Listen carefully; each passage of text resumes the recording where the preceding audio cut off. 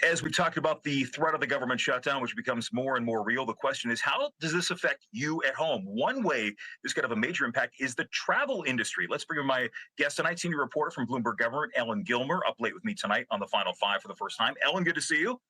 Great to see you.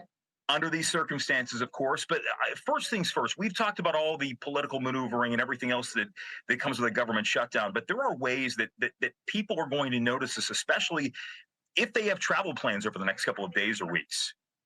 That's right. And it depends, the longer a shutdown goes, the more impact you're going to feel, of course. In those first couple of days, you may not see as many disruptions, particularly from an air travel standpoint. TSA workers, they will all be at work. They won't be getting paid at the time, but they will be there. FAA, they'll all be there doing their jobs. Again, getting delayed pay, but they'll be there. The question is, if it goes on a really long time, you might start to see some disruptions in staffing, and that's going to translate to disruptions for travelers. How is this different than, is there a difference from other government shutdowns where we get to this point? Because, for a lot of people, when the government shuts down, life does go on. But do we see this sort of wide-ranging impact when it comes to specifically travel and TSA and how we get around? I would say, it depends how long it goes on, but if it's similar to the last government shutdown, which lasted more than a month, travelers are going to start to feel it, after a week or 2 weeks. So it will be pretty similar to those experiences. If you remember in the last shutdown, a lot of TSA officers who work at those security checkpoints in airports, they are required to go to work, but some of them not being paid couldn't even afford to get there. They couldn't afford to pay for childcare. They couldn't afford to pay for gas to get to work. So you started seeing these absences, and then the lanes got longer, the wait times got longer for security, and then everybody's feeling it. The other impact too is when it comes to just replacing a lot. If it comes to hiring and replacing and training, that's another major factor that figures into all of this. That's a great point. When the government shuts down, they keep doing essential work, but onboarding new like people they've just hired, that's not considered essential. So during this time, all of these people who are in the line, they've already got a job offer in hand, they've accepted it, they cannot get trained and get started. And so there are some long-term ripple effects, even if it's a shorter shutdown, that's going to cause some strain, mostly for the agency. It's not necessarily the case that the traveler is going to feel that, but that will cause some strain for the agency in the long term.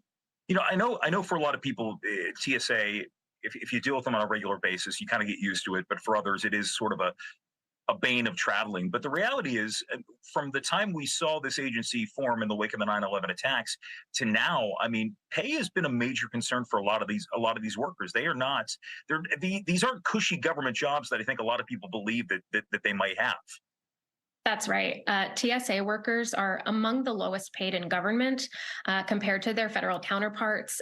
They were making significantly less, like 30% less. Recently, they did a pay equity effort that Congress funded in TSA. So their pay has improved since then, but it's still, like you said, it's not a cushy job. There are markets where before the pay adjustment, you could make more working at a fast food place in the airport than working for TSA.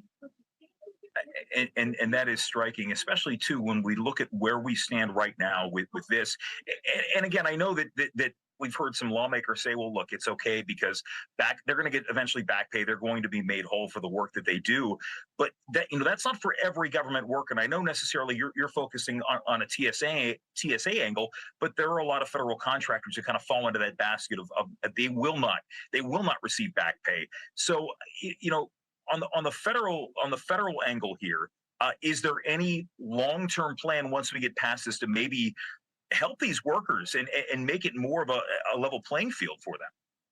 I'm not aware of any plans to make contractors whole. They usually draw a short end of the stick on all of this. There are a lot of plans in Congress that have been floating around to stop this whole process, this whole drama of government shutdowns in general, to just prevent it from ever happening again. Whether that gets traction, it might depend on how much this one hurts.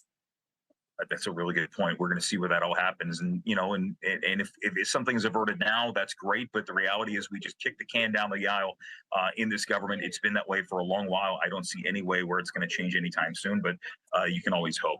Ellen Gilmer joining us from Bloomberg Government tonight. Ellen, thank you very much for putting this in perspective. Again, we can talk about it from the political angle, but there are real everyday effects that we're going to feel across the country from this. That's right. Thank you. And the Final Five is back right after this. Summer has come and passed.